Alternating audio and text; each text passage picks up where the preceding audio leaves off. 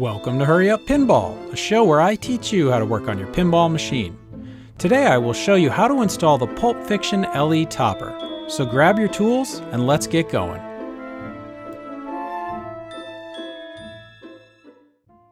Here is a look at the items that come in the Topper box.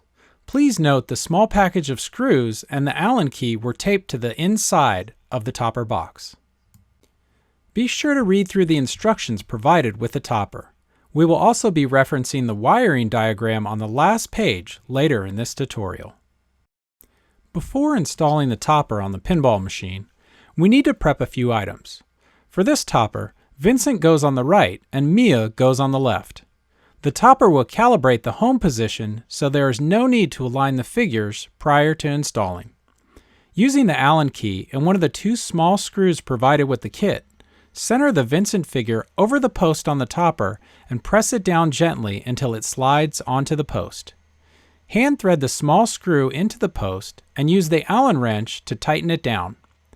Make the screw snug, but do not over-tighten it. Repeat this process for Mia on the left side of the Topper.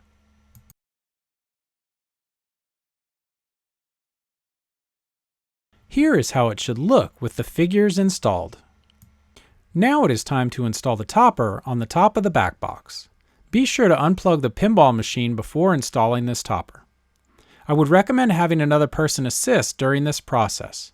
The wires coming out of the bottom of the Topper will be fed through the big hole in the middle, and the two long Topper screws included with the kit will be installed on the right and left-hand side. Raise the Topper above the back box, and then feed the wires through the large hole in the center of the back box. Before placing the Topper flat against the top of the back box, double check to make sure no wires are getting pinched. While holding the Topper in place, hand thread the right and left side screws into the back box. I did need to slightly lift up the Topper to peek under it and align the Topper screws with the holes. Once the two screws have been partially installed to keep the Topper from moving, use a Phillips screwdriver and tighten down the screws on the right and left-hand side of the back box. Here are two pictures showing how the Topper should look when properly installed. Now it is time to connect the Topper wires to the board in the back box. Open the coin door, grab the back box keys, remove the translite, and then open the back box panel using the latch on the right-hand side. If this is your first time opening the back box panel, use a nut driver to remove the shipping screw located near the latch. Make sure to place your translite in a safe location. The last page of the installation instructions include a wiring diagram for connecting the Topper to the board in the back box. I would recommend temporarily taping this to the back side of the back box panel, as you will constantly be referencing this when connecting the wires. Use the wiring diagram to connect the corresponding wires to the board connection points in the back box. For example, for connection point J11, find the connector that has the following colored wires: gray-violet, gray-white, gray-black, and gray.